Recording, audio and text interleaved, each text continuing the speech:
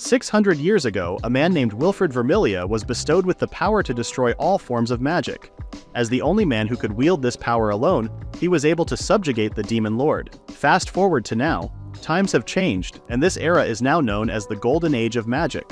How will our hero fare in this world with his magic destruction? This is the story of how Hollow Vermilla fought back and became the strongest sword user in the prevalent age of magic.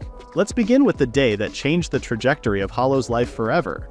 It was a fine day at the Vermilla Manor, but unlike the kind weather, Hollow's father, Rigurd Vermilla, is strict and ruthless. The Vermilla patriarch orders his stand to stand up while a young Hollow follows suit, determined even though weakened. Currently, the family is conducting a magic attribute test, led by their father. The older man looks on at Hollow, hoping his son would overcome this so he could learn magic along with his other brothers. Hollow knows this. Despite feeling weak, he stands up to prove his worth. Suddenly, his vision starts to turn. The images of their instructor, Mrs. Sarah, and his older brothers, Arlen and Quen, are starting to get blurry. Hollow folds over and throws up, with his father instantly lashing out at his disgraceful behavior. Mrs. Sarah knows these symptoms and tells the older man it's an oversensitivity to magic. The latter turns to her in confusion, asking what that is, as Mrs. Sarah explains. Usually magic substances are found in a human's body. This magic is then used to draw energy from the surroundings and polish it into spells before releasing the honed energy.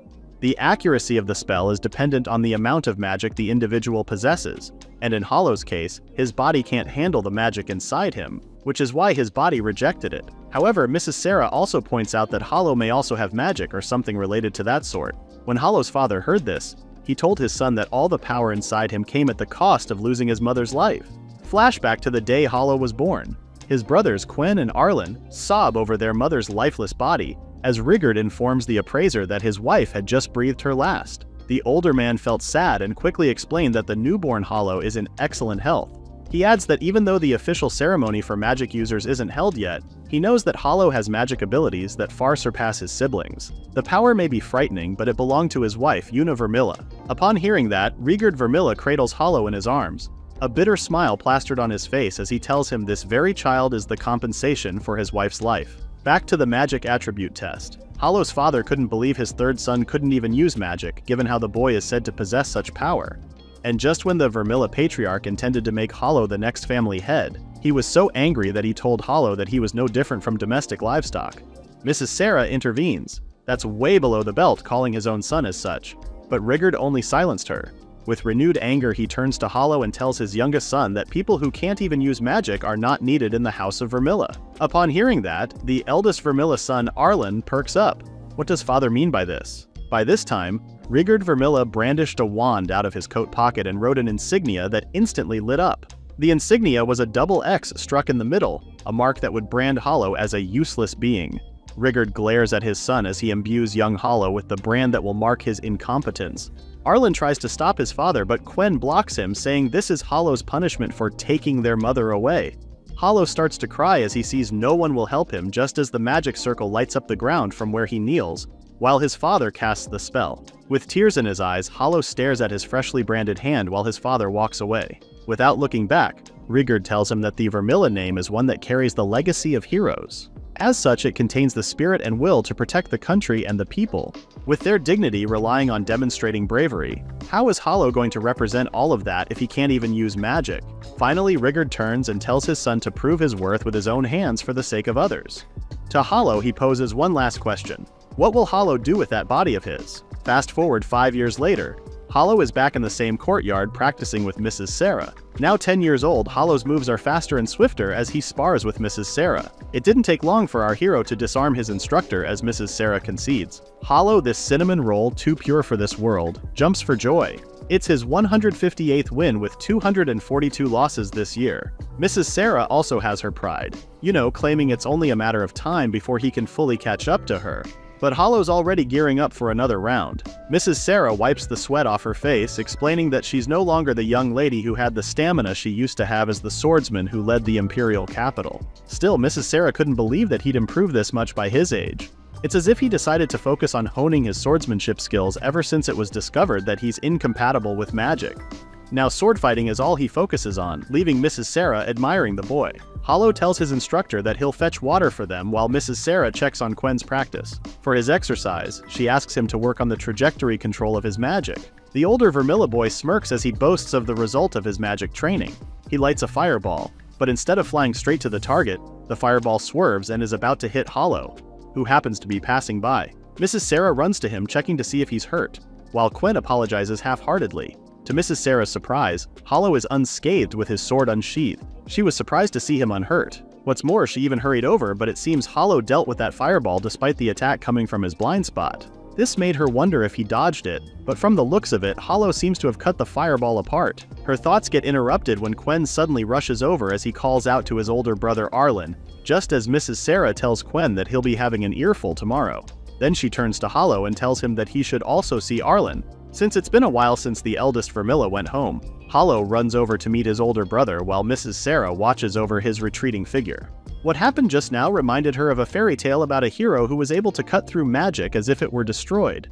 Could such an event be true? In the entrance hall, Quen happily welcomes Arlen, who reciprocates the greeting to him and their father. Rigard asks about Arlen's studies, with him answering that Rigrice Magical Academy is everything a high-level institution is all about. It's full of quality education with top-notch students. Rigard comments that he knows Arlen is the president of his class, commending his son for a job well done. While all three of them were talking, Hollow stood a few feet away from them, waiting for his chance to talk to Arlen. Finally, Arlen greets Hollow. He took one look at him and he couldn't comment on how his youngest brother's still skinny as ever. Arlen asks if Hollow still practices magic, and the latter affirms. Instead of showing support, Arlen reminds Hollow that he still has that condition, so it's best if he doesn't practice and throw up everything he ate. After all, Hollow's still a growing kid, so he needs to take care of his body. But more importantly, Arlen asks if Hollow is getting along fine with their father and Quen. Hollow replies that his father still doesn't acknowledge him, while Quen hates his guts. He breaks into a smile, admitting that it can't be helped since Hollow can't use magic after all. Before he could say he was the cause of their mother's death, Arlen cut him off mid-sentence. The eldest Vermilla brother kneels in front of Hollow, explaining to him that their mother's death is not his fault. Even if he can't use magic, Hollow is born with the talent of swordsmanship, so he should take pride in it. He holds Hollow's hands in his, clasping them tightly and reminding our hero that he's Arlen's precious little brother. Hollow smiles genuinely this time as Arlen stands and asks the former if he's eating lunch with them. To that, our hero says he's not too sure, but maybe he'll just take some food for practice. At the mention of that, Arlen comments that Hollow seems to have improved so much while he's away and asks if the younger still goes to the Forest of Asbel. Hollow says he does, and what's more, he tells Arlen that he should watch out because he'll be surpassing his older brother soon, with the two going their separate ways. The Forest of Asbel is located on the North Residence, and it's the only place where Hollow can have fun. Unknown to many, there's actually a secret dungeon in the hidden corners of the forest. One day, Hollow was exploring the area when he chanced upon a curious place. From the looks of it, the place seems to have been sealed off using magic and went unnoticed for many years. For Hollow, who has an oversensitivity toward magic, he managed to find the secret dungeon easily. For weeks, he roamed the dungeon and even fought a monster for the first time. This was his first battle, and he couldn't count the many things he learned from this alone. It was thanks to this place that Hollow was able to improve his swordsmanship compared to normal training. For today, he plans to explore the dungeon even further, and that's when he found himself in front of a giant closed door with chains crisscrossing at the front. He immediately knew that the place was protected by magic, which reminded him. The fireball that Quen fired earlier got deflected the moment he touched it with his sword. Looking at his hands, Hollow's pretty sure that he cut magic right then and there. He feels like he could do it, so without hesitation he draws his sword and cuts through the chains. As someone who can't use magic, this confuses Hollow to no end, but since he's already here, he pushes the door open and sees a grand staircase that leads to a platform. On the landing, Hollow sees a dark sword stuck through, so he makes his way up, eye focused on the sword before him. Just when he was about to reach the landing, a loud voice booms and asks who he is. Poor Hollow was startled, looking around to where this voice was coming from. Just then, it speaks again, asking if he was the one who broke the seal and how he managed to find himself in the area. This time, our hero covers his ears and shouts, asking where the voice is. Is it a monster? He demands that the unknown entity show itself. But the voice asks again, just who is this person who managed to break the eternal silence? Hollow's patience is running thin as he shouts at the voice, asking them who they are and to get the heck out of his head. He was met with silence, and after a beat, the voice told him to calm down and look at what's in front of him. This time, it tells Hollow that it's a sword called Kasumi that has been sealed off. Our hero leans closer to the sword, asking it how it speaks, and when it does, Hollow becomes gleeful. It's his first time seeing a magic sword after all. Now that he's calmer, he asks why the sword was sealed, and the latter simply answers that it's a long story. There was a pregnant pause before Hollow asked if this sword is the very sword that once belonged to the Wizard King. It's a magic sword after all. Kasumi replies that it's not. If anything, this sword is the hero's sword that helped a famous swordsman accomplish many great feats. Okay, that sounds fishy. If this were a world-famous sword, Hollow questions why it's sealed in a secret dungeon. Kasumi replies that it's because the world is a better place without its existence. If anything, Kasumi didn't want to spend 600 years by herself after all. Despite this, Kasumi wants to leave this place and stand next to someone adventurous, so they could explore the world together. Unfortunately, the sword has seen its fair share of conflicts. Plus, wouldn't the world be a better place without Kasumi's existence? Hollow admits that the sword has a point, as he shares that the world still has its conflicts and that this era no longer needs swords. It's the age of magic, so even Kasumi knows swords aren't needed by heroes anymore. Be that as it may, Hollow tells Kasumi that he needs a sword. He thought that if he could really cut magic, then he needed a sword, remembering what his father told him when he branded his hand years ago. It was a no-brainer, so Hollow straight up asks Kasumi to be his sword. With him, Kasumi won't be useless anymore and they can go through many adventures together. Well, Hollow can't exactly leave the mansion yet, but Kasumi stops him right there. He can't take the sword out, it's sealed, remember, and Hollow can't pull it out. But then again, Kasumi remembers that wasn't the entrance supposed to be sealed as well. Being the happy-go-lucky human that he is, Hollow grabs the sword handle and draws the sword, easy peasy. And he cut the seal at the entrance, remember? Seeing this unbelievable feat, Kasumi questions just what he is. This time, our hero formally introduces himself as Hollow Vermila, the one who's going to be the world's strongest swordsman. Soon enough, Kasumi transforms into a long-haired pretty girl who topples on top of Hollow. Kasumi introduces herself, pleased to meet her new swordsman. Hollow never thought that he'd chance upon a black sword that could turn into a silver-haired maiden in the secret dungeon of the forest. To say Hollow is shocked is an understatement. His eyes widen at seeing Kasumi transform before his eyes. Kasumi, on the other hand, is pretty chill about it. It's only normal. I mean, she's just one of the 9 magic swords in the world, but compared to the others, she's a tad bit special. No biggie. Hollow gets even more excited, asking if there really are 9 more like her. That's where she's more special than others. She's the only one who can turn into a human. Plus, she really has no idea about the other swords though. Congrats to Hollow. He just obtained a super rare item, her. Since Hollow removed her seal, she has no choice but to accompany Hollow, calling him Master as she says so. The title leaves our hero flustered as he tells Kasumi that just Hollow is fine. Calling him as it is works just as well for her, and with that, a new partnership is formed. The only question is, how can he bring Kasumi home? Oh well, Hollow takes Kasumi back home in her sword form, wrapped in cloth. Once they stepped foot in the Vermila castle, Kasumi couldn't believe the place. Was Hollow some sort of servant in this place? Our hero casually told her that he's actually the 3rd son of the Vermila Marquise, just as his father called out to him from behind. Rigard asks what he's holding, and Hollow answers that he found the sword in the armory while he was training. Upon hearing that, his father instantly loses interest and walks away, but Quen wants to stir up a fuss. His father tells him to drop it so that all Quen can say to Hollow is to quit fooling around. As they walk away, Kasumi asks if that was his father, with Hollow adding that the boy beside him is his second oldest brother, Quen. But hey, at least they didn't take Kasumi away. Hollow goes straight to his room and fetches a meal for Kasumi. This prompts her to ask if he's treating her like a pet dog, catching Hollow off guard. That's not his intention at all, just as Kasumi points out that she'll go by without eating. She's a sword after all. Now that came as a shocker for Hollow, but since he had already gone through the trouble of getting her food, she might as well try some. This pleases him, so Hollow urges her to take a bite. To her surprise, she can actually taste the food, leaving Hollow relieved. Now this is something new. Kasumi pauses because she can't put a name to this somewhat familiar feeling, as if she had already talked like this to someone else. Then again, maybe it's because she's been along for too long. Hollow notices the change in her attitude, prompting him to ask what's wrong. Kasumi shared that her memories are hazy and it even feels like some of them have already faded away. Hollow replies that she'll remember soon enough. She did just wake up after all. More importantly, she pulls Kasumi and leads her to a stairwell, as Hollow shares with her his favorite spot. Both of them are at the top of the turret, admiring the view as Hollow tells her they should start making happy memories together. Soon enough, Kasumi slowly understood Hollow's situation in the Vermila family, that he's left to fend for and take care of himself. For one, she asks him why he still studies by himself even if he has his own private tutors, and the latter replies that adults won't teach him about the outside world. He's even left to fix his own clothes as Kasumi sees him sewing, even though he's a noble. As usual, Hollow answers that it's because he doesn't get to have any servants. The poor kid is like the male version of Cinderella at this point. The only redeeming factor about Hollow's life is Mrs. Sarah. Kasumi finds her nice and appreciates her even more since it's all thanks to her that Hollow even knows about swordsmanship. Hollow agrees, and this is why meeting Kasumi made his life even more exciting. She didn't miss how everybody treated him indifferently, just because he couldn't use magic. She tucks him into bed, assuring him that everything will be alright because she will be his sword. Just like that, the years went by quickly because now, Kasumi is woken up by a much older Hollow. Huh? She could have sworn he was just a little kid yesterday, but now he has the starting features of a young man. Kasumi's still groggy when Hollow turns and starts undressing before her. Now this wakes her up as she feels embarrassed. She forgot how humans grow quickly, while Hollow tells her they should go.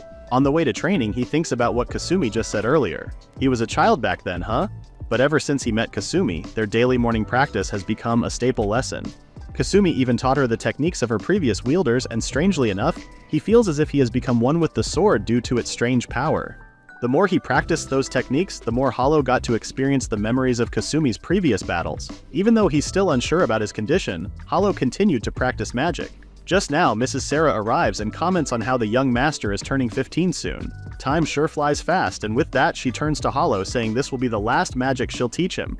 Mrs. Sarah takes her wand out and instructs her student to watch.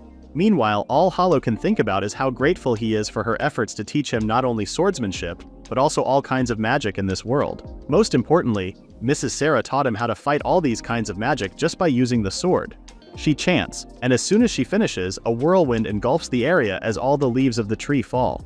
She turns to Hollow, commending him for enduring how hard it was to learn magic, and despite all that, he has done well for the past 10 years. With that, she tells him this is the final magic lesson she teaches him, asking what he intends to do next. Later that day, the Vermilla Marquise finally sits for a meal together after a long while. They are joined by Mrs. Sarah, who is also happy to see both Arlen and Quen. Arlen shares that he just finished his night training with the Chivalric Order, which means that he'll be serving the Royal Palace starting next autumn. Quen, on the other hand, happily shares that he got all S's for his magic entrance exam, which is the first to happen at the academy. That's when Arlen notices Hollow deep in thought, so the former asks if his younger brother's not going to eat. At that, Hollow turns to his father and says he wants to tell him something. Rigard says nothing and only stares at Hollow, so the latter uses this as a cue to continue. Hollow starts by sharing that he has already finished his lessons with Mrs. Sarah today, and around this time, he knows he should be sent to the Royal Palace's academy for training like his elder brothers.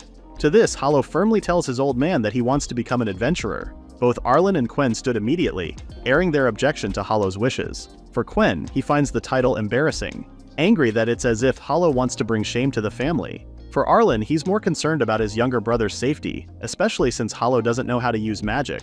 He's not done airing his objection until Rigard slams his fist at the table, fuming as he explains that they've been going to great lengths just to hide a failure like him from the world. If word got out that he's taking this career, it would do irreparable damage to the Vermilla name. To that, Hollow says he will not use the Vermilla name. His father hangs his head, reminding his son of the brand on his left hand. Rigard tells him outright that no matter how much he trains, he will never be enough. Hollow still refuses to back down, pointing out that isn't that what his father asked him years ago. What will he do with that body of his? This caught Rigard off guard as Hollow proclaimed that nothing would change if he stayed locked up in the castle. There was a pregnant pause before Rigard agreed to it in a quiet voice. Arlen objects, but Rigard adds that Hollow will have to duel against Quen tomorrow. If he can manage to win against Quen with just his swordsmanship skills, then Rigard would allow him to leave the Vermilla home to become an adventurer or whatever he wants to be. Hollow asks his father for his word for it while Quen just huffs. With that, our hero excuses himself from the dining table as Arlen calls out from behind that he can't win against Quen, who uses magic. As he closes the door to the dining hall, he can still hear Arlen argue with their father, but for Hollow, it's a success. Finally, he can fight against magic. No sooner had he entered the room than Kasumi came to greet him, proud of what he had just done. Hollow's surprised. He didn't expect Kasumi to hear what transpired at the dining hall. Was she hiding somewhere? That she did. If anything, she's so happy to hear him air all of that out because he'll finally get to leave the castle. Unlike her, Hollow looks a little forlorn as he voices his concern. What if he can't win? After all, his training with Kasumi was done mainly with swords, and he has never fought a magic square in the face. On top of that, his opponent is Quen. Not to toot that guy's horn, but he's somewhat good at it, so what if he can't rise to the challenge? Worst case scenario, it'll just prove that he's useless even with the sword. Suddenly, Kasumi grabs his face to stop him from being so negative, while still holding him close. She asks if he remembers what he told her the first time they met, about how they'll go outside and go on adventures together. Before he could answer, Kasumi knelt beside him, promising our hero that she would prove his strength and that she would always be with him. That was more than enough to lift his mood. He stood and extended his hand, also saying sorry to her for venting out.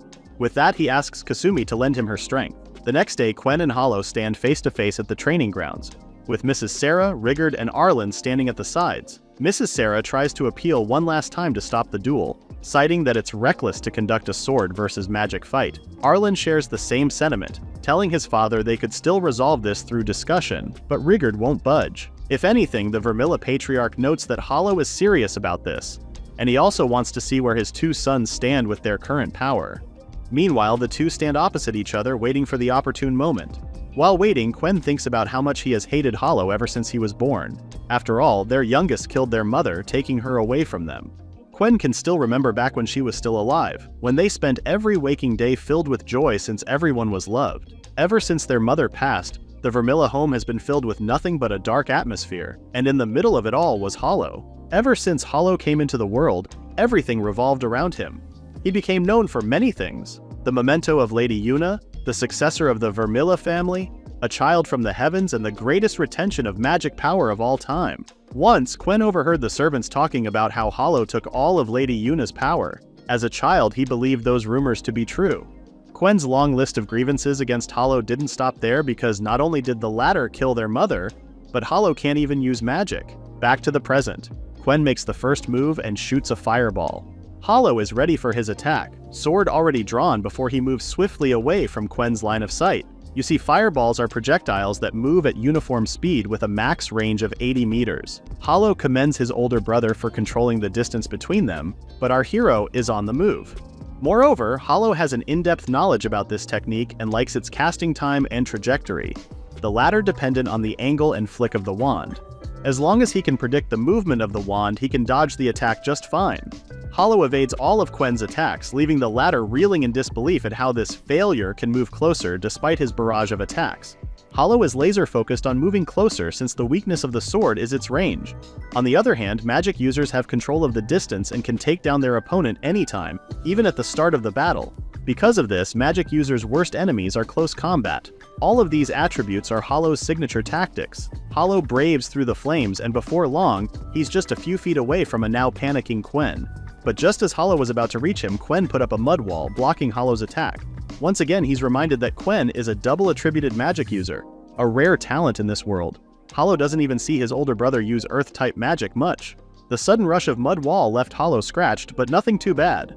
In true Hollow fashion, he's even happy and excited because this is how he expected his brother Quen to fight.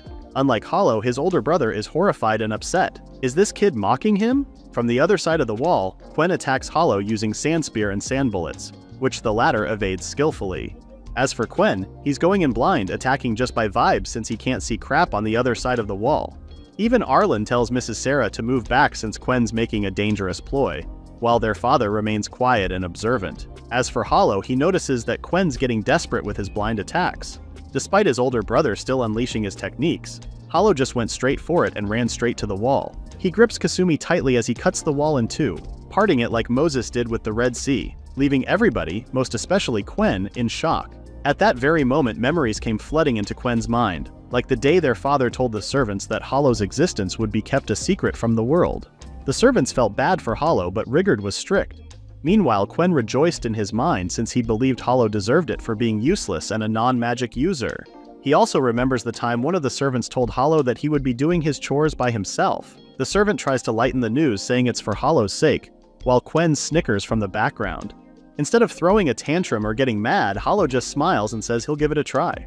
There's also that other time when Mrs. Sarah discovered that Hollow has a talent for swordsmanship, but for Quen, they thought his younger brother was just being praised because he couldn't use magic. Even Arlen praised Hollow's sword skills, but for Quen, he always saw his brother as talentless, defective, and useless. But more importantly, he can't understand the anger welling up inside him. Quen believes he's superior, more worthy, and overall better than Hollow.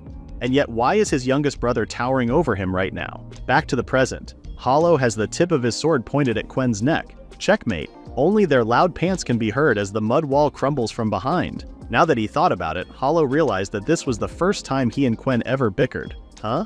From behind, Arlen and Mrs. Sarah rush over to them, with Rigard trailing not too far behind. At that moment, Quen locks eyes with their father just as Hollow finally lowers his sword, beaming as he says he had fun. Quen couldn't even form an answer and gripped his wand tightly, just as Mrs. Sarah helped him up. Later, Arlen and Mrs. Sarah see Hollow off, with the older Vermilla close to begging to let him accompany our hero, at least until they reach the Imperial capital. But Hollow declines. Besides, he's been by himself for the longest time. Arlen tells him to write letters, while Mrs. Sarah says he should drop by and visit her if he ever finds himself at the Imperial capital. Unlike the two, Rigard remained on the balcony, overlooking their goodbyes. Hollow bids his father farewell and leaves without looking back. Ever since the mark was imprinted on his left hand, Hollow decided that he would fight against this world. With Kasumi tucked neatly on his hip, Hollow walks forward proudly, determined to carve his own path. Finally, the great outdoors. The mere sight of geese flying above makes Kasumi all giddy, whereas Hollow is more concerned if she's not getting tired. She can have it easy and have him carry her as a sword, you know? The silver-haired maiden assures him that she's fine. Besides, she also wants to walk beside Hollow. If anything, shouldn't he be the one getting hotter with his hood on? Hollow keeps his hood on since they're still on Vermilion grounds, and he can't exactly risk exposing himself. They're not too far out from the mansion, but the locals were curious enough about the two of them, making him wonder if travelers are not that common in their land. He can't use the Vermilla name, which is why keeping a low profile is a must. Still, Hollow thought it would have been nice if he had seen other villages around the area. Just then, they saw a carriage in the middle of the road. Hollow wonders if there's a problem with it, and as if on cue, the older man standing right by the carriage sighed at the problem they have. Hollow and Kasumi approach the older man, asking what the problem is, so the man fills them in that their carriage got stuck in the drain. A short-haired girl explains that they can't help with lifting the carriage since she's a fire-type user, while her companion behind her is a water-type user. Hollow goes over the carriage and checks it briefly before suggesting he can help lift it. The short-haired girl beamed. So is he going to help lift it using Earth-type or Wind-type magic? Hollow flat out tells her that he can't use magic, but he is confident in his own strength. The girl burst out laughing. There's no way Hollow can lift that thing. The other girl was more respectful, asking our hero how much he could actually lift. Their reaction made Kasumi angry. If Hollow says he can do it, then he can do it. They shouldn't be so quick to judge without even seeing what he can do. Unlike her, Hollow's pretty chill about it and suggests they should just show them. The two girls only exchanged looks, while Kasumi told them that they should be compensated nicely once they got the carriage out. Hollow gets into position, and after counting to 2, manages to lift the carriage off the anal to the girls' and older man's shock. What in the Herculean effort was that? They were left speechless just as the short-haired girl finally let out a loud, "It was all easy peasy for Hollow though," while Kasumi behind her brags about our hero. The older man thanks Hollow though. Honestly speaking, even he wasn't sure the young man could lift it. Meanwhile, the short-haired girl still finds it hard to believe since that carriage isn't something a normal human can lift. The older man asks if Hollow and Kasumi are travelers, with the latter confirming and saying they're on their way to Ridwell. As thanks for their efforts, both Hollow and Kasumi are given a ride, with Hollow asking if they are going to Ridwell too. He briefly shares that he lives alone and wants to become an adventurer. The older man tells him that the two girls are actually adventurers, and they're having their cargo transferred. The short-haired girl introduces herself as Karen, while the other is Cheyenne. Both of them recently got promoted to Azure-class adventurers. Kasumi echoed the term, so they showed them an Azure tag that indicates they belong to the Azure class. You see, adventurers are categorized into different classes, and there are 8 of them. By order from the start, adventurers go from white and red for beginners, azure and purple for intermediate, rainbow and silver for advanced, gold for eminent, and finally platinum for legendary. Enumerating them like this may seem like there are a lot of adventurers, but in reality there aren't many adventurers above rainbow class. Regardless, Hollow finds both of them amazing, especially Cheyenne, since he has never encountered a water-type magic user before. Cheyenne finds it hard to control though, since water-type magic can be pretty strong. It's one of the reasons why she hesitated in helping with the carriage earlier. Karen explains that their duo specializes in attack magic as well, which is why they couldn't really help out even if they tried. What Hollow did earlier was a real lifesaver. Water and fire-type magic are the basic elements, but these two can be effectively used in battle. Hollow starts rambling about how these two can be used as great defense and support. If anything, he thinks that the magic types that derive from other elements are pretty interesting, like wind or lightning. Kasumi backs away, seeing how Hollow is already in his magic nerd mode. Karen finds it peculiar that someone who is not a magic user can be so passionate about it. Cheyenne scolds her for this, telling Karen that she shouldn't be so tactless. Hollow's pretty fine with her honesty, explaining that he's born with a body that can't handle magic.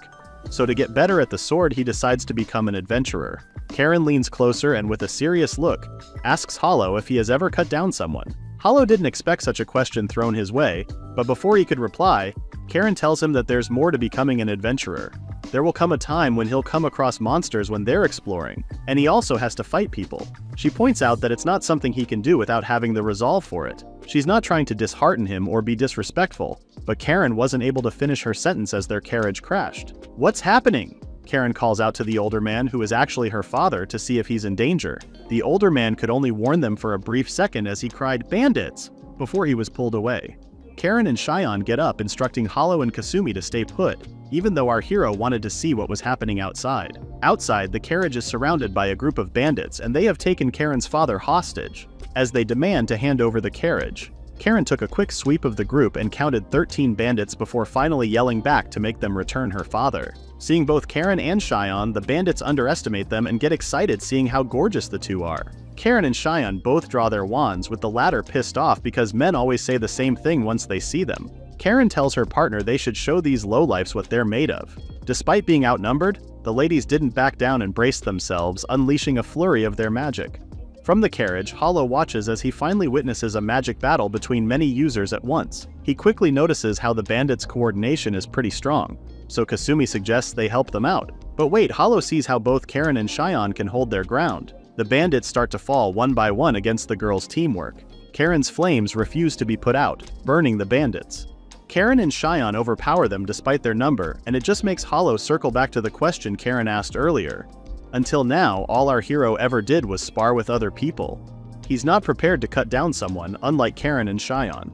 As much as he hates to, he admits it, it's just like Karen said. Hollow hasn't found his resolve yet. Suddenly a new voice joins the fray, and before long, Cheyenne finds herself trapped in ice. One of the bandits is an ice-type user. Just her luck, huh? Two more men join the fight, with the younger one pointing his wand at Cheyenne. The older man tells them that they'll play with them for a bit since he's bored, and that's when the two finally recognize his face. It's Oz Quartz. He's a wanted man with an A-class bounty, just as Oz tells them he quite fancies feisty women. Karen attacks him with Flame Pillar, but it's countered with ice magic. Moreover, Karen's flames are starting to disappear, unlike before. Oz approaches her, commending Karen for being quite the fighter that she is. She tries attacking her again, but this time using Astral Flame, but it's also countered with Ice Bullet. She may be fast, but they're faster and way ahead of her. With her dominant arm and wand frozen, Karen can only stand still as Oz zaps her with thunder magic. The older man enjoys the scene, saying she'll be immobilized forever once she's hit by his thunder again. Back at the carriage, Kasumi tells Hollow to decide now if he's going to help or not. By now, Oz has moved even closer to Karen, excited to spend time with her, just as Kasumi asked our hero what they were there for. Suddenly, something moved so fast it wedged a space between Karen and Oz, as Hollow finally made his entrance. With his blade drawn, he places himself between Karen and the Oz. Thanks to Kasumi's help, Hollow finally made up his mind. It doesn't matter if he cuts anyone or not. The only thing that matters is why he chose to swing his sword. From the back, Karen tells him that Oz is not someone he can defeat, with Cheyenne urging Hollow to run. On the other hand, the bandits aren't too worried over Hollow, he's just some brat after all. He orders everyone to kill Hollow, but our hero sprang high in the air out of harm's way. As soon as he lands, he cuts down multiple enemies at once, so they decide to attack him while he's in midair. Hollow braces himself and cuts through their magic, along with his attackers, before making his way to the Ice-type magic user. The latter fires ice bullets multiple times toward Hollow, but he cuts them down each time. Oz keeps his distance and observes Hollow's fighting technique, but more importantly, what did the kid do with his sword? He didn't expect that there would be someone out there who could actually react to their magic this way. Just as Hollow finally takes down the ice magic user and turns his attention to Oz, the older man raises his wand ready to attack. Hollow runs straight to Oz while the latter uses his thunder magic straight on him. The attack makes direct contact with Hollow, with Karen calling out to him and Cheyenne looking away. But just like what he did with Quen's magic, Hollow cuts right through the attack, leaping high in the air to deliver the finishing blow to Oz. The older man stares horrified, wondering aloud how our hero can, despite suffering a direct hit. But what meets him instead is Hollow's slashes. In mere moments, Hollow took down Oz and his bandits, with Karen's father crying tears of joy upon seeing him unscathed. After tying up Oz, Hollow also applied first aid to the bandits, urging the older man to sit still until they reached Ridwell. And for God's sake, just because they're bandits doesn't mean they shouldn't bathe. They should because they stink. Cheyenne and Karen are totally against this act of kindness, commenting that they should have left the bandits as they are. Karen couldn't believe that there would come a time when adventurers like them would actually treat injured bandits like this. It's absurd. Cheyenne can only remind him to take care, which our hero affirms. Admittedly, he tells them both that they're right about him, he's still naive. But from now on, he will choose to wield his sword so they don't have to worry about him and Kasumi. At least the two ladies feel reassured when he says that. Karen's father tells them that they'll be reaching Ridwell soon. And true enough, a sprawling town comes into view, with an inner city and a towering structure that overlooks the whole area. Kasumi and Hollow excitedly look from the carriage, feeling giddy as they've never seen this many ingredients or people before. They were still marveling at how there were a lot of tradesmen when Karen suggested they head to the guild base. Cheyenne adds that they'll be turning Oz and the bandits over to the guild, so they should come along as well. Verifying the identities of Oz and the bandits didn't take long, as confirmed by one of the appraisers. In all honesty, she didn't expect Oz and his group would be captured alive. But this is what you would expect from the works of Karen and Cheyenne. Karen brushes off the compliment and is about to clear things off, but the appraiser hands her their bounty, 60 gold coins for an A-class bounty. Cheyenne happily takes it, saying they'll get 60% while Hollow will get 40% until Karen grabs her by the shoulders. The latter contests that the whole bounty belongs to Hollow, but Cheyenne explains that they'd have to be an adventurer to claim the bounty. Karen stands her ground, and in the end, she hands the whole bounty to Hollow. Our hero is reluctant to accept it, but he still does, thinking this is the first time he has ever earned money. Karen also thanks him for helping them out earlier, because if it wasn't for him, they'd probably be dead by now. Hollow didn't expect the sudden show of gratitude, so all he could do was blush and nod his head. Karen bursts out laughing when she sees his reaction, teasing our hero about how shy he is. Just then, the appraiser cuts in and asks why Karen gave the whole bounty to Hollow. The latter is patting our hero's head as she proudly proclaims that Hollow is the one who single-handedly took down Oz and his bandits. Every adventurer present who heard that widened their eyes in shock as they finally started clamoring over Hollow. Meanwhile, from the other side, another person had just finished enlisting at the adventurer exam and could hear the commotion from where she stood. The person who assisted her explains that it's because the Oz bandits have finally been captured. And speaking of which, does she also want to take part in similar activities like that? The girl curtly says no, and adds that she's a demon hunter. With the Oz bandits in custody, Hollow and the others went their separate ways. Now, our hero roams Ridwell with Kasumi freely. For her, she believes it worked in their favor how they met Karen and the others. Plus, Hollow finally signed up at the Adventurers Guild. The lady at the front desk asked him then if he wouldn't be signing up, especially since this was the last day to do so. Before Hollow could decide, Karen decided for him and promised to take them to a good place where they could. Remembering all this just made them grateful for Karen and the others' help. Now, the Adventurers Exam. According to the guild, the exam is about setting up a 3-day camp outside. But based on what Karen and the others told him, this would be held in the dungeon. With that said, he suggests they look for the equipment they will need for the exam. Kasumi heads straight to the nearest shop she sees, urging our hero to follow along. She turns toward him and bumps straight into another girl. Kasumi apologizes profusely, but the girl says it was her fault since she also wasn't paying attention. It was the girl from before. Hollow recognizes her as the girl from the registration counter. After saying their apologies, Kasumi tells Hollow they should go. But before they could take another step, the girl calls out to them. As Hollow and Kasumi turn, the girl holds something up and asks Hollow if it's his. Our hero panics because it is his. He pales at the mere thought of losing it, but the girls seem unfazed. Instead, she asks him how old he is. A curious question, but one he answers anyway. He's 14. This surprises the girl as she asks if he's not aware that the entrance exams in this country are way ahead of other countries. Of course, Sheltered Hollow has no idea about that, but what does that even mean anyway? The girl explains that the previous generation of adventurers produced many historical legends over time. As a result, the demand for competent adventurers in the country is much higher compared to other countries. She states that it's important for the country to become well known, but all that is not for naught because pay and compensation in this country are significantly better than in others. Because the rewards are high, the difficulty of the exam would also increase, and the examinees can even lose their lives in the process. She pushes the item to Hollow, but not before saying that he needs to pull himself together if he really wants to take the adventurer's exam. In her defense, this is just her, looking out for the young. As soon as she's out of earshot, Kasumi can't help but feel the other girls a bit way over her head. She really had the guts to say she's looking out for the young in front of a 600-year-old, no? Hollow, on the other hand, is more concerned about whether he looks incompetent. Karen kind of said the same thing to him too, you know. Kasumi assures him that he doesn't, patting his head as she cheers him on like a stage mom. No use brooding over stuff like that. So the two quickly head to the shop and buy everything they need. Fast forward to the day of the adventurer's exam, Hollow came ready. And check out his new drip. Kasumi is in her sword form as she couldn't help but feel excited about all of this. The examiners called the examinees, and soon they were led to an underground cavern. Hollow notices that there are many examinees of different ages taking note of his surroundings. Before long, they found themselves at the guild base's underground dungeon. where giant plants towered over them with their branches as they blocked out the ceiling.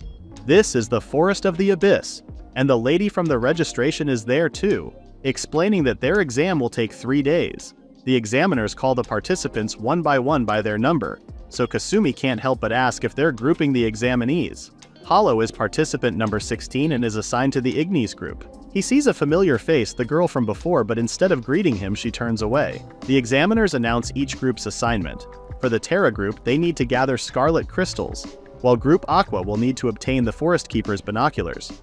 Group Ventus will gather deep earth crab eggs, and lastly, Ignis group will gather beast mushrooms. With that, the examiner wrapped up his instruction, adding that he can't answer any of their other questions about the exam. A chorus of shock echoed through the hall as most examinees were left hanging with a lot of questions. The examinees start to air their concerns.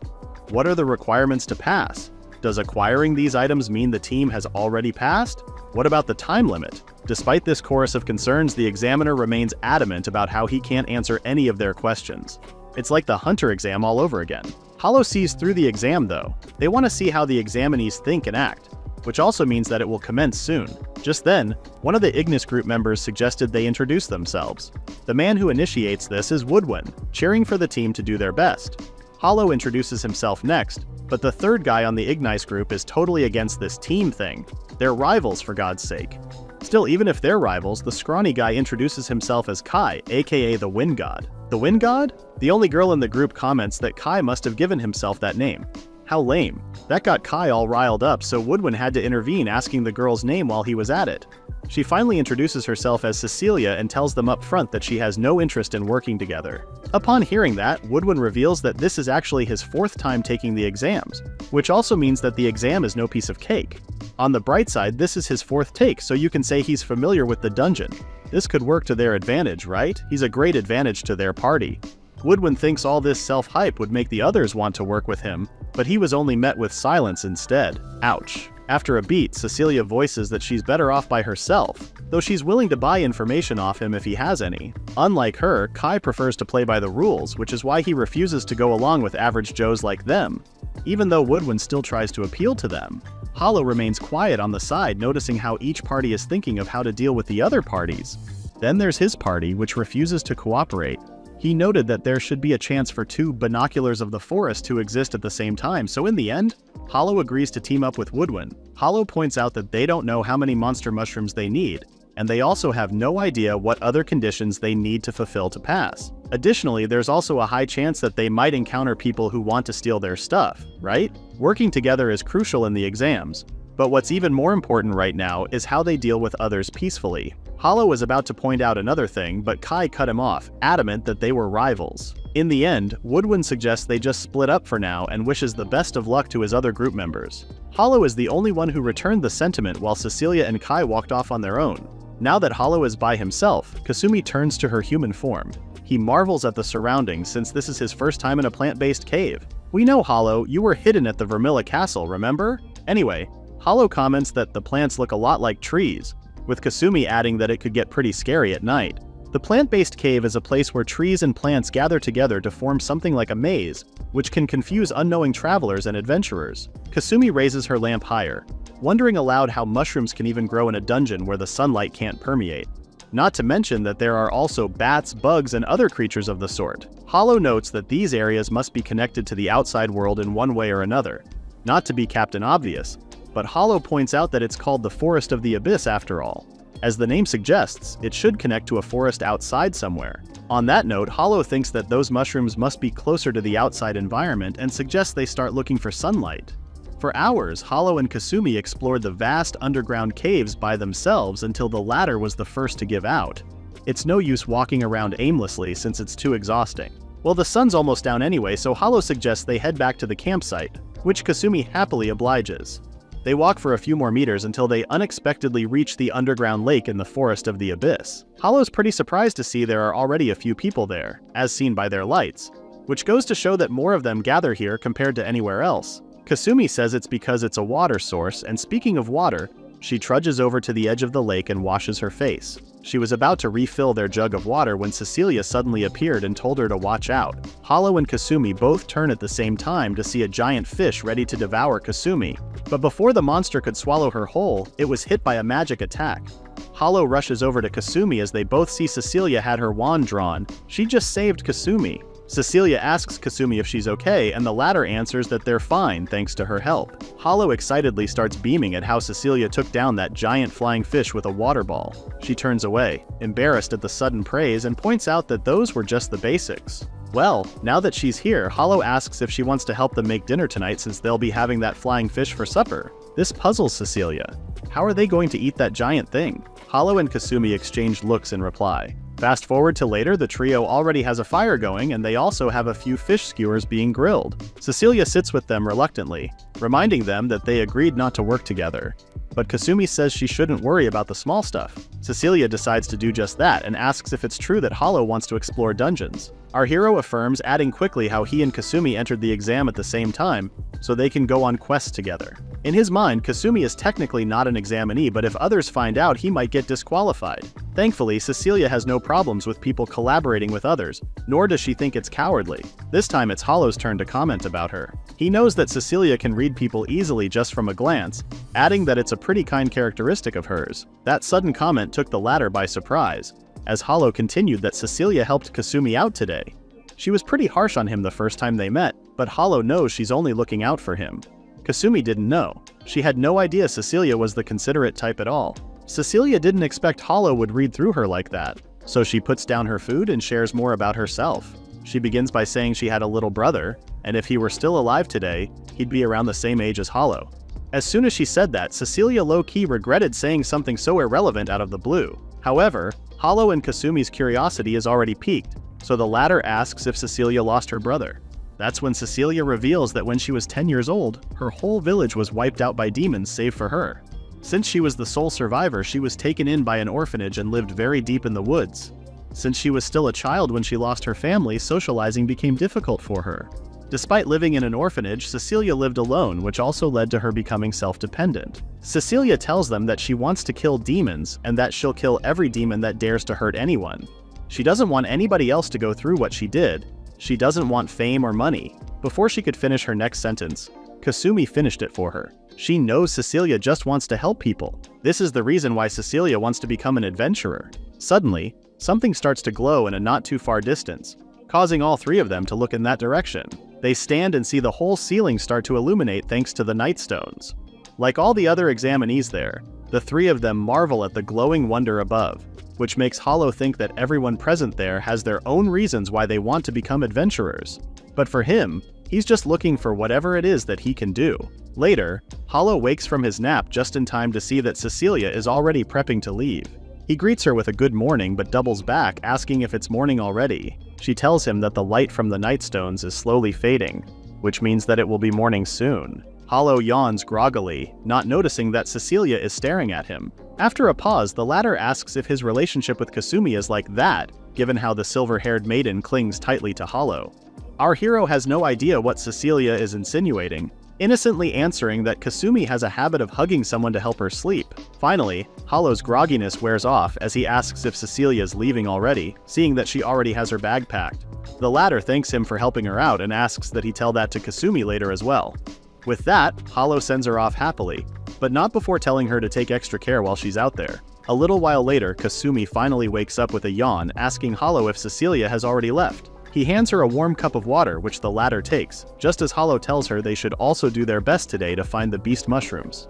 Suddenly, they hear cries for help and recognize that it's Cecilia's voice. Something bad must have happened. The two hurry to where her voice was coming from and finally see Cecilia kneeling beside someone unconscious, fervently trying to wake the other person up. As the two move closer, they finally see who it is. It's Kai. The poor dude is unconscious and has large gashes across his chest. Hollow asks what happened, and Cecilia says the wounds Kai has were made by demons. What's even worse is that it's an enraged demon, and it's nearby. Cecilia shakes Kai in an attempt to wake him, but the poor guy is out cold until finally he lets out a guttural cough. That's more than enough reason for Hollow and Cecilia to start scrambling and tend to his wounds. Our hero starts by saying they should stop the blood from Kai's wounds, ordering Kasumi to get his stuff while he instructs Cecilia to send out an emergency flare to call some higher-ups. The two ladies did as they were told, and soon enough, A group from the Adventurers Guild came to take Kai so they could tend to him with proper medical care. One of the responders turned to them, thankful that they were called in early on and urging Hollow and the two to protect themselves during the exam. As the responders left, Hollow commented that they were fortunate enough that no demons showed up, leaving Kasumi puzzled. He had to explain that there was a pile of bones from other creatures, which is probably where the demon eats. Upon hearing that, Cecilia suggests they leave straight away, and if anything, she's mad at these two. How come Hollow and Kasumi have no sense of danger whatsoever? She points out how Kasumi is unarmed while Hollow only has a scabbard with him. At this rate, they're not going to last at a demon's den. Before they can even reply to that, Cecilia decides that all three of them should stick together and form a temporary party for now. Since they're already in the area, they decided to search where they believe Kai fell from. Cecilia agrees, so the three of them split up, looking for clues as to what may have happened to Kai. Just then, Hollow shouts that he has found something, prompting Kasumi to ask if he's referring to traces of the demon. Close, but not exactly. It's Kai's bag. How did it end up in this place? Hollow checks Kai's bags and relates how he didn't know that the latter had other wounds apart from the ones the demon inflicted on him. Based on Hollow's judgment, it looked as if the wounds were something Kai got upon falling, which made our hero wonder if there was something above. So this only means that whoever attacked Kai immediately retreated above. Hollow tries to remember the placement of Kai's injuries when he finally understands it. Just then, Cecilia calls out to them from the other side, making Hollow and Kasumi rush to her side. The former points to some sort of track she found. Hollow leans closer and sees that it looks like the base of some kind of plant. But why was it located in such an unlikely place? Cecilia explains that it's an illumination plant. The light from the lantern above helps the plant grow and take shape. She checks the rocks and notices how moist they are, which explains why mushrooms are already growing there. Furthermore, Cecilia says that such an event only happens in caves that have special monsters in them. Both Hollow and Cecilia's faces light up. They have finally found monster tracks. The two high-fived, saying they just need to keep looking since others are bound to be here. But wait a minute, Hollow just realized another thing. The mushrooms just now, it seems like they were recently picked. So does that mean Kai picked them up? But then again, he remembered that there weren't a lot of mushrooms in the latter's bag. This time, it's Kasumi's turn to call out from the other side. Some funky-looking thing covered in thick fur. What in the Chewbacca is that thing? Cecilia confirms that those are indeed more monster tracks, and it's enough for two people to share. The three of them quickly pick their share before Hollow suggested they head back. After all, the demon's nest is just around the area, and they can't spend too much time there. Cecilia agrees, though she just needs to get some water. It'll be quick. Kasumi offered to go with her since she also needed to use the toilet. Though Cecilia called out that Hollow shouldn't have the wrong idea, okay? With that, our hero was left by himself sitting near the lamp, when he heard rustling from behind. As he turned to see what or who it was, he was surprised to see that it was Woodwin. The older man approaches Hollow with concern, his arm bleeding, yet still thankful that our hero is okay. Hollow stands and asks if the latter is injured, to which Woodwin affirms. Never mind that though, because Woodwin tells him that they should hurry and get out of there. As he moved closer, Hollow finally noticed that the older man was injured, asking if something had happened to him and Kai. At the mention of Kai, Woodwin turns away, adding that he hasn't seen Kai since they parted ways at the entrance. With more urgency, Woodwin reiterated they should leave since they're at a demon's nest. Instead of following what he said, Hollow points out that demons don't make Woodwin's injuries. They're wounds from wind magic. The older man tried to brush it off, gaslighting Hollow that he was mistaken. He hasn't even seen them fully, so how can he say that? Hollow reasons that he could tell it's from magic because he has a condition where his body reacts against magic. So he asks Woodwin again what happened, but the latter insists that Hollow is mistaken. Until finally, Woodwin admits that these wounds were self-inflicted. He slowly draws his wand out of his bag and grabs Hollow by the wrist. Woodwin's calm demeanor made a complete 180-degree turn, desperate as he ordered Hollow to hand over the monster tracks they found. Hollow tries to pull away, asking the latter if he was really going to fight someone unarmed. Woodwin almost chuckled when he heard that, adding that it's the very reason why he chose Hollow as his target. Kasumi and Cecilia return and see the two with Woodwin still clutching Hollow's arm. Kasumi yells for him to let Hollow go, while Cecilia urges Woodwin to put his wand away. Meanwhile, Hollow only asks him in a quiet voice if he was the one who pushed Kai off the cliff. He adds that he saw traces of wind magic stuck on Kai's back, which would be the odd one out if he had fought a demon. Woodwin starts to panic, explaining that he didn't mean all that to happen. Flashback to what actually happened between the two. Woodwin begs on his knees, eager to negotiate with Kai. He even offered to buy some of Kai's mushrooms, begging on his knees to buy them for 5 gold coins. Kai could only frown. Hadn't Woodown taken this exam 4 times already? He scolds, saying how the latter couldn't even try harder each time he failed. That's some adventurer right there, all right. Anyway, he turns his back on Woodwin, refusing to sell him anything. Before he stepped away, he told Woodwin that he should just go home if he wasn't even going to try in this exam.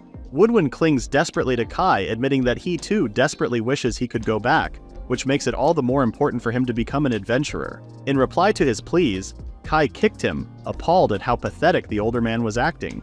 Ultimately, Kai told him outright that he should just give up, and that was his final straw. Woodwin got up slowly and fished the wand out of his bag before pointing to an oblivious Kai who was walking away. Woodwin reasons that he only sent Kai flying because the latter talked down to him. It's not his fault that Kai fell into a cave of monsters. As for the mushrooms, he merely picked them out of Kai's bag. Woodwin continues to crash out, adding that he's a battle-type mage and this is a test, as if those are valid reasons enough to justify his actions. Woodwin finds all of this unfair since it's supposed to be the adventurer's exam, not a mushroom collecting contest. All that yapping, but all Cecilia could hear was how he deliberately left Kai, who fell into a monster's nest all by himself. Not that it would make for a good argument, but Woodwin points out that Kai's mushrooms are fake anyway. He knows Hollow's group found the real ones. Now this time it's Hollow's turn to get shocked. Those mushrooms were fake? From the back, Cecilia drops her lantern and lowers her head. In a quiet voice, he asks Woodwin if he really did all that just for a mushroom. Before he could answer, Cecilia drew her wand, flamboyantly so, and suddenly, it extended and became a staff. Before Kasumi and Hollow could see what had just happened, Cecilia used water jail to trap Woodwin. Suddenly, there was water everywhere thanks to Cecilia's magic. Kasumi tries to calm her down, but the latter orders her to stay back. For Kasumi, her only concern is that Hollow might get caught in the crossfire, or in this case, should we say crosswater. Woodwin manages to break out of water jail by leaping in the air, but Cecilia commands her water jail to go after him, only for Woodwin to cut through it using Wind Edge. He did manage to cut through and was about to counterattack using Aerial Broken, when the water lunged straight to his stomach and Cecilia finally managed to engulf him. This time she intends to suffocate the living daylights out of Woodwin, the latter gurgling for his life as he remains trapped in Cecilia's water bubble. Hollow stares at Cecilia's water bubble. When he finally realizes Woodwin's still not being released, he shouts to Cecilia that it's enough, but the latter is blinded by rage, so Hollow approaches her, going against the current as he tells her she'll kill Woodwin at this point. Cecilia continues her attack, reasoning that Woodwin is someone who put an injured person at risk. Kasumi worries for Hollow being caught in the middle of it all, but the latter advises her to stand back since she could be hurt in her human form. Finally, Hollow positions himself between Cecilia and the water jail. She tries to tell him to get out of the way, or else he'll get hurt, but Hollow refuses. He calls out to her again, but Cecilia refuses to budge, saying Hollow is standing in her way. But something in him made her stop. Kasumi saw it too, and it's happening again. The mark on Hollow's hand is glowing again with a strange light. Meanwhile, our hero extends his palms out to Cecilia, saying she can't kill Woodwin. He grabs her staff just as she is in awe at how her magic is suddenly disappearing. Hollow reminds her of the promise she made to herself, how she wanted to become someone who saves people's lives, their faces too close for comfort. The moment was ruined by Woodwin's loud hacking cough, and just as he was about to reach for his wand, Hollow tells him to cut it out. His wind magic was a poor match against Cecilia's, and he also tells him that Kai is still alive. Hollow was about to say something more when he suddenly called out to Woodwin to watch his back. Standing behind Woodwin is a wolf-like demon with multiple eyes, sniffing him curiously. Woodwin can only barely turn his head as he feels the monster behind him until it bares its fangs to sink into the former's body. Woodwin reaches out to them for help, just as Hollow turns to Kasumi, reaching his hand out as she did hers. Just like that, Kasumi turned into a black sword as Hollow called out that they're going to save Woodwin. What just happened? Cecilia couldn't believe her eyes. Did Kasumi just turn into a sword? Hollow, on the other hand, barely managed to save Woodwin as the demon was already ripping through Woodwin's bag. Our hero managed to snatch the older man in time before the demon could bite through him, but the movement almost cost Hollow his footing. The floor is all slippery now because of the water from before. Then he also had to defend against the demon's attacks, which he barely managed to do with the unstable flooring. With the monster's continuous attacks, Hollow can barely stand and defend himself. Now he has to look out for an unconscious Woodwin too, parrying the monster's attack from the older man. Hollow places himself between Woodwin and the monster, shouting for the latter to wake up. At the monster's next attack, Hollow was pushed farther back, leaving Woodwin exposed. This time, Cecilia tells Hollow to keep his distance from Woodwin as she creates a water barrier around the useless guy. She does so to protect him, seeing how the monster's too focused on Woodwin. For the first time since the fight started, Hollow beamed and left her to take care of him, running straight to the monster. This moment just reminded Cecilia that this is her chosen duty, to protect people. Finally, Hollow can move freely as he makes a break for it, and Naruto runs straight to the monster before leaping high in the air. In one fell swoop, Hollow cuts off the monster's head like a cake, with Cecilia instantly jumping for joy. They actually killed a monster. Kasumi transforms into a human, reminding Cecilia that she had a share in taking down the monster. Cecilia was quick to agree, clutching Kasumi tightly when Hollow noticed something. He approached the monster's body and saw that there was something stuck on its back. It was a mushroom. Fast forward to the end of the exam at the guild. They finally found out that those were no ordinary mushrooms. The concierge lady told them that those were actually a popular delicacy called monster mushroom. Hollow's not too keen on eating it because, duh, a mushroom grown off a monster's back? Not the most hygienic of delicacies. Mushrooms aside, even the lady felt a little bummed out at the turn of events. Even she remembers that Woodwin has taken the exam 4 times already, and in one of them, they even had him take the test for group combat ones that are right up his alley. But because of what recently happened, they decided to bar him from taking the exam, with Cecilia adding that the latter violated the ideals of becoming an adventurer. Well, at least Hollow and Cecilia passed the exam. The concierge lady hands them their adventurer tags, adding that the item will also act as a pass and toll for many things. Since they've just been admitted as part of the guild, their tag is still white, but the lady says they can change it into any color they want as long as they work hard enough for it. With that, she congratulates them both for passing the adventurer's exam. Hollow and Kasumi emerge from the building, arms extended and feeling all giddy from passing the first step. He turns to Cecilia and invites her to come eat together, but the latter seems a bit withdrawn. Hollow quickly noticed this and asked if there was something wrong.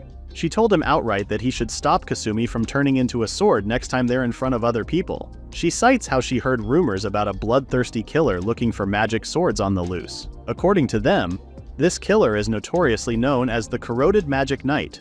She adds that, according to the rumors, your body will melt once you come in contact with their sword. For her, Cecilia always thought that magic swords were just fancy things from legends, but she never expected to come across one, let alone one that turns into a human. With all that said, she came to realize that Kasumi might be one of the rarest things to ever exist. Just like that, Hollow and Kasumi started taking on quests as white tag adventurers. At the moment, Hollow's busy hurling one rabbit after the next at breakneck speed. The older man from the farm approaches our hero in awe, commenting on how they never thought they'd be able to clear this many rabbits ever since the outbreak. Hollow suggests they try growing herbs that ward off harmful animals like them, despite their cuteness. With the work finally done, the old man signs Hollow's quest form, thanking him at the same time. Now then, he only needs to clear out the pile of rabbits and he's good to go. It's been a good 5 days since Hollow became an adventurer. Once he cleared the rabbits from the pile, he hauled it to their wagon as they went their merry way. Kasumi thinks that the quest just now was akin to sword-swinging practice, while Hollow pulls the wagon. Our hero has been pretty busy working on daily tasks in his class, given how the requests are subdivided into such categories. The white class, which is the starting class, usually gets jobs on a smaller scale like handyman jobs and cleanup jobs. Since there's no other way for them to take on other jobs, Hollow just goes through one job after the next, building credibility as he goes on. Hollow turns over the Almirage rabbits to the guild, where the concierge lady hands him his mission's compensation. She happily commends our hero for a job well done and even shares how he's almost in red class. Hollow was ecstatic. With renewed vigor, he went to the request board to take on more jobs, while Kasumi suggested they celebrate with sweets once they get promoted. The concierge lady, whom we finally know as Kiruka thanks to the next adventurer, fawns over Hollow and Kasumi as they go their way. This other adventurer hands Kiruka an item, asking if she could help him put it away. This same adventurer comments on how Hollow's been going at it at the guild lately. Kiruka explains that Hollow is actually the youngest person to become an adventurer, but despite his age, he's pretty talented at it. And cute too. Upon hearing that, the adventurer turns to Hollow and Kasumi's direction and smiles as he hums in reply. Meanwhile, at the request board, Hollow and Kasumi bump into Cecilia. The latter asks how they were both doing, and Hollow answers that they're building up their accomplishments, just like her. Cecilia shares that she's been learning a lot from Karen and Shion on how they handle their missions. She also thanks Hollow for introducing her to them, given how helpful they were to her. Cecilia also checks the request board, noting how she's also almost in the red class, which is why she wants to take a few requests. Hollow finds a couple of requests he believes Cecilia would take, such as the extermination of the orc hideout west of Ridwell and the extermination of the general orc. For the latter, it says on the bulletin board that 50% of the orcs are located there. Cecilia does like these too, but the only problem is that the request has a class requirement. It can only be done by a party of 4 Class Red adventurers and above. At the mention of that, Hollow asks Cecilia if she doesn't want to join Karen and Shion. For him, he believes Cecilia's more suited toward providing support. And if it's with Karen and Cheyenne, then that would make them a pretty well-rounded party. The sudden compliment left Cecilia all flustered, stuttering as she said she'd think about it if Karen and the others invited her, knowing it wasn't her place to say either. Kasumi teases her, seeing through Cecilia's excitement, but the latter blames it on Hollow. But enough about her. Does Hollow not have any plans on joining them too? Our hero smiles awkwardly, belittling himself as he says, since he can't use magic, there's no point in his joining them. Both Cecilia and Kasumi scold him, angry that he thinks of himself that way. Cecilia points out that his sword skills have different strengths from magic, while Kasumi scolds him for downplaying himself. In the end, Hollow had to apologize to appease both ladies. Speaking of which, Hollow mentions how he heard a rumor that another magic sword hunter has appeared lately, and Cecilia did so too. Rumor has it she's a magic knight who uses a strange kind of magic. Once you get cut by her sword, your body will start to crumble from the wood and slowly disappear into nothing. So it's like Thanos' snap but in sword form, no? Anyway, isn't this new knight the rotting magic knight? Or is that a different person? Either way, everyone's being extra careful about it. Speaking of being careful, Cecilia zeroes in on Kasumi, saying she should have a sense of danger. Kasumi brushes it off, claiming no one would be able to guess a beautiful girl like her could turn into, well, she was supposed to say sword if Hollow and Cecilia didn't clamp their hands over her mouth. See, this is exactly what Cecilia was talking about, and Hollow could only remind her to be careful. Per usual, Kasumi just gave it a tee-hee and brushed it off. The three of them exited the guild together, where Hollow bids Cecilia goodbye. As soon as he did, he turned to Kasumi if they should head for more work, with the latter affirming. Unknown to them, an unknown group had been watching the two all along. They went from subduing slimes to picking crops and cleaning magical dust bunnies. Before long, Kiruka is already congratulating Hollow and handing him his new tag for the red class. She's so happy seeing how our hero is, the youngest person to achieve red class yet, and in the shortest time to boot. Kiruka's already proclaiming that the legend of Hollow has begun. Kasumi piggybacks over Hollow's back, saying they should celebrate today. Seeing all the hype and attention made our hero shy, but he is thankful for the two of them. But Hollow's more excited about taking on new requests. He's already walking over the request board with Kasumi pushing him on. It was so obvious Hollow's excited to take on different jobs now. A hand slams across Hollow, blocking his way and catching our hero off guard. Kasumi and Kiruka look over what just happened while Hollow calmly turns away, only for the other person to kick his foot against the wall, barring our hero from leaving. The guy with two-toned hair grins devilishly and tells Hollow to look at him. Our hero did so, almost glaring until the other guy was bonked by someone else, diffusing the tension altogether. The guy, who is not really aura mining now, looks every bit like an idiot with a head injury at that. The person who hit him, a girl, profusely apologized to Hollow for their comrade's bad attitude. He's an idiot, but she claims he's a good idiot. Meanwhile, another person approaches Hollow, apologizing too, saying they just want to talk to him. Finally, the first guy nurses his head, a little teary-eyed at the beating he just got. He only wanted to greet Hollow, though the girl scolds him for his attitude, claiming he'll end up arguing with everyone by the way he's doing things. Kasumi took this chance to join Hollow, clinging to him as our hero asked, then if there's something they want with him. At that, the two-toned hair guy snaps his fingers in realization. He points to himself and tells Hollow to join their party, just like that. Meanwhile, his other party members lament his tactless way of inviting Hollow, while our hero is flabbergasted at the sudden invitation. Their group decides to take this outside, with Kasumi still clinging to Hollow. The girl introduces herself first as Shia White. She's a wind-type mage who guards the rear and is in charge of medical treatment. Mr. Nice Guy over there is Baron Well. He specializes in exploration and is an earth-type magic user. As for the loud idiot with the two-tone hair, his name is Riz Ignold. For a man named Riz, he sure has no Riz, no? He's a fire type whose focus is on kamikaze attacks, while also casually dropping that he's more or less their leader. All three of them are red-class adventurers, by the way. Then it was our hero's turn to introduce himself, and he told them that he was a swordsman. As for Kasumi, well, she's not exactly an adventurer, but Kasumi introduced herself as Hollow's partner. Riz jokingly asked her if she's his babysitter, but Kasumi shouted back that she's Hollow's partner. Anyway, Riz claims there's a reason why they're inviting Hollow to join them. It's because they want to take on the mission of taking down the orcs located in the western 43 forest of Ridwell. If they clear that, Riz says they'll rank up to Azure class. Now that he mentions it, Hollow remembers that the mission requires a party of 4 or above red class adventurers. Riz adds that this is a temporary thing and urges Hollow to join them. As for our hero, he can't help but ask why they chose him. Surely there are other people in the guild apart from Hollow. In reply, Riz tells him that their party is simply interested in Hollow. Shia says people can tell who puts in the work just by going through the guild religiously. They've seen Hollow take on countless missions day in and day out, not to mention the fact that the guild staff has taken a liking to Hollow and his work. After investigating for a few days, Riz and his group decided that Hollow was someone they could really count on if the latter joined their party, which is why they invited him. Hollow is flattered by the thought, and he's also grateful for the invite, but he lays it out to them that he can't use magic. It's the very reason why he's only using a sword in the first place. Upon hearing that, Riz immediately stood up and walked over to Hollow, even more excited because our hero's perfect for the role. Or so he claims. As it turns out, they're sort of a misfit bunch. Sia is the daughter of a medicine master, but she can't touch medicine because she has pollinosis. Baron, on the other hand, is the son of a soldier, but he can't even use attack magic. As for Rise, he's the son of a priest but can't read or write for crap. The man openly admitted that he has never read the Bible. Despite this, Riz happily tells Hollow that all of them are lacking in some aspects and rejected by their respective villages. Hence, the reason they decided to become adventurers instead. Riz puts his hand on Hollow's shoulder, assuring the latter that it's no big deal if Hollow can't use magic. They'll just help him solve problems that he can't. So Hollow should do the same to them. With that, Riz extends his hand out in front of Hollow and asks our hero to come and join their party. Hollow only stares in silence until Kasumi gives him a little push. He finally steps up, saying he'll probably cause trouble for their lot.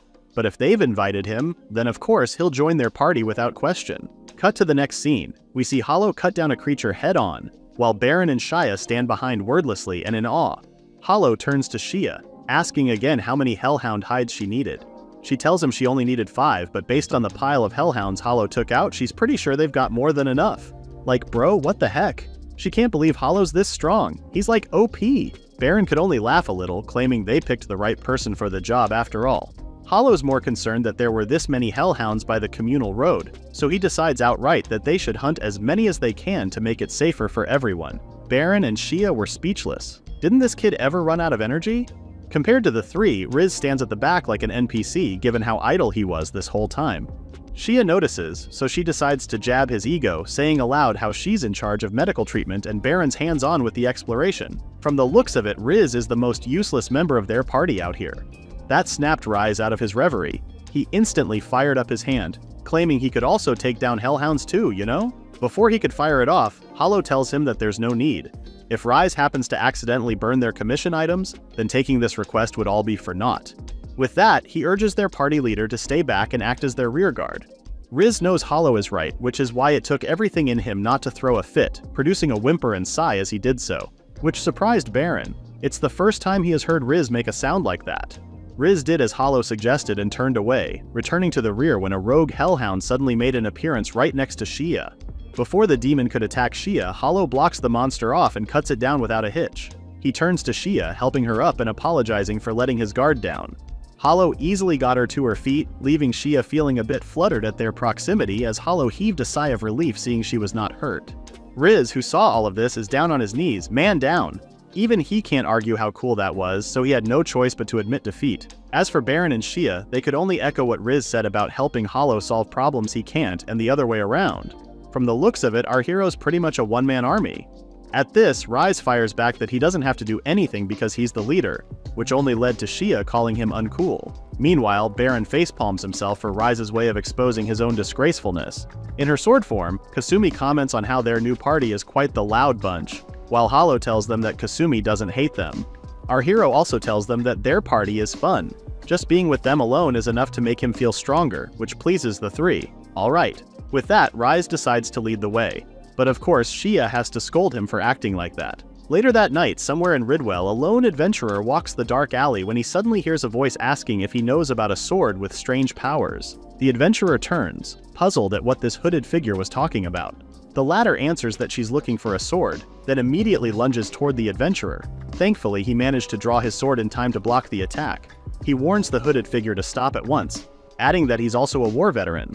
But the hooded figure only commends how nice his sword was before outmaneuvering the man, as she cuts off his hand in a flash. The adventurer cries out in pain just as his body starts to disintegrate. Meanwhile, the hooded figure couldn't hide her disappointment at how this wasn't the sword she was looking for at all. Once they finish the Hellhound request, it's time to take on the real reason why their party was formed. Hollow and the others reach the Orc's Den later that day. The place is actually a massive dungeon layered as a colony. They entered smoothly but found out soon enough that there's no end to the Orc folk. Riz asks aloud, "How come there are still this many orcs even if they're already high up?" The quartet finds themselves surrounded on all sides as more orcs emerge from the caves. Here's a quick rundown about the orcs' den. The place is a layered colony dungeon. So, for the party to defeat the general orc, they would have to go through all the layers. Back to the present. Hollow and his party brace for the horde of incoming orcs now that they're nearly at the top. Rise orders Baron to create a stone wall so they could retreat, which the latter hastily does. Hollow asks if Riz can't take them all down with his fire magic, and the leader explains that it would be far too dangerous to use his flames in such an enclosed space. If he does, it would put all of them in danger, and their skin would get burned in the process. Hollow points out that it would be dangerous to retreat from the same route they came from, remembering how it was pretty much like a makeshift wooden ladder. At worst, there could be orcs waiting for them at the top. But Rise is firm with his decision, claiming they don't have any other choice. Hollow grabs his sword firmly, thinking that if only he could draw the orcs' attention. Oh wait, he could. Our hero decides to act on his own, telling Riz as he runs off that they should leave without him. Hollow runs to the other side and starts drawing the orcs' attention, insulting their bodies as he does so. Well, it worked because now the horde is focused on him. Meanwhile, Riz and the others are stressed. Not only does Hollow intend to become a decoy so they could escape, but he sucks at it too. Our hero runs off, putting some distance between himself and the enemies, while Kasumi warns him to be on guard. Even she knows taking on too many enemies would be bad. Of course, Hollow knows this. Just taking one out is hard enough as it is. However, his drawing them out should give Riz and the others enough time to run away. If he can just make a road through the horde, then he can fight them face to face like a one-on-one battle. He was just about to draw his sword when suddenly Hollow's body started to get covered by ground armor. Shia appears and unleashes Whirlwind, catching Hollow off guard. What's happening? Just then, Riz appears and uses Dragon's Breath, burning the horde of trolls in front of Hollow. Speaking of Hollow, he braces himself for Riz's flames. So this is extensive fire magic? The sudden armor equipment finally made sense since it's used to debuff a bit of Rise's magic. Still, even he admits that it burns, and if it takes a little longer, the armor wouldn't be able to take it. Shia calls out to Rise to see if he's done yet since the flames are too strong, so their leader calls out to Hollow to fall back with them. Hollow did as he was instructed, and before long, all four of them reach the top, uninjured. Riz's throat starts acting up, worrying Shia, but he assures her that his throat is just really dry. Shia asks if everyone's okay, checking on them as she says she'll get the medicine ready. Baron says they're all good, though he did comment that they would have become stone statues if they stayed a second longer. Hollow finally speaks up, asking them in a raised voice why they would all do something reckless like that. Rise answers him with an even louder voice, claiming Hollow is the reckless one, his voice laced with anger. But no sooner did he do that than Rise started coughing. Shia tells him he shouldn't raise his voice and hands him water for his throat. He regains his composure soon after, turning to Hollow again and asking why our hero tried to fight the orcs alone. Before he could answer, Riz reminded Hollow that he's the leader of the party. Did he give Hollow permission to pull a dumb move like that? Our hero claims it wasn't like that, but Rise wasn't done. He tells Hollow that his having that kind of sacrificial mindset means Hollow doesn't trust them. The realization made Hollow speechless, as Riz scolded him that if he thought of them as his comrades, then he shouldn't pull another stunt like that again. Hollow agrees, feeling a little forlorn, so Baron steps up and pats our hero on the head. Baron sees Hollow's efforts, how he's always doing his best, but even Baron admits that he got worried when Hollow went ahead and made a decoy of himself. Our hero hangs his head lower, apologizing for making the other guy worried. Just then, Shia calls out from the other side, pointing out that Hollow's injured near his wrist. He checks and realizes she's right, so Shia tells him to come over. He feels a little embarrassed, saying it's not a big deal, but Shia treats him all the same. Unlike Rez, who scolded him, Shia saw through Hollow's efforts, saying she knows how he has always been fighting alone until now. But she assures him that they're with him now, patching him up with a smile. Hollow touches his bandaged arm, with Kasumi commenting on how nice their party is, which Hollow thinks so too. Hollow approached Riz and was about to say something, when the place started to shake, followed by a booming sound. Everyone stood on alert, wondering what that was, and was on the lookout for something coming. It was none other than the General Orc. This monster supervises all the other orcs and is superior in every aspect, be it intelligence, physique, technique, and more. The General Orc spoke, saying how their party wiped out a good chunk of his soldiers. Hollow readies to draw his sword while Kasumi is shocked to hear the orc speak. It's her first time seeing an orc understand human language, not to mention its gigantic size. The orc braces himself for an attack, proclaiming that Hollow and the others wouldn't be leaving this place alive. Rise orders them to fall back before the General Orc could attack. The monster lunges straight at them, but Riz blocks him off with his blast thrust. Despite the intense flames, Hollow could see something pushing through against the flames. He barely pulls Riz out of harm's way just as something hits where Riz used to stand. Once the flame and smoke cleared out, they saw the General Orc had actually struck where Riz was standing with his weapon. What's more, Riz's flames didn't affect the monster. That's when they realized the General Orc was wearing armor of dying flames, practically making him fireproof. They never thought an orc would have such a rare item on him. Shia thinks the monster must have stolen it from other adventurers, but Rise is more concerned about whether Hollow can destroy the armor. Hollow tells them to leave it up to him, as Riz will back him up. The latter warns Hollow not to run into his attacks, though Hollow assures him that he can dodge them all the same, so Riz shouldn't worry about him. As if saying that actually reassures Riz. Soon, Hollow faces the General Orc in close combat, while Riz and Shia use their magic to support him, providing backup with Blaze Arrow and Tailwind. With the disparity in their size, the monster easily throws off Hollow's attacks. Our hero would have landed pretty badly had it not been for the fire and wind magic cushioning his fall. The General Orc applauds Hollow's strength, saying how he's strong for a human, but the latter tells Rise to raise his magic output instead of replying to the former. He was just about to prepare himself to break the orc's armor, but the enemy moved faster, hitting Hollow straight on. Our hero barely managed to block the attack as he got pushed back. The General Orc didn't like how Hollow was starting to get cocky, and as a show of strength he decided to break the armor himself to show that he could take on Hollow and the others without relying on it. The General Orc proudly proclaims how they are born as warriors and would never be crushed by worms who use magic. With a battle cry, he orders his brethren to move out as the dungeon shakes and filled with booming noises. Meanwhile, Hollow is still on his knees.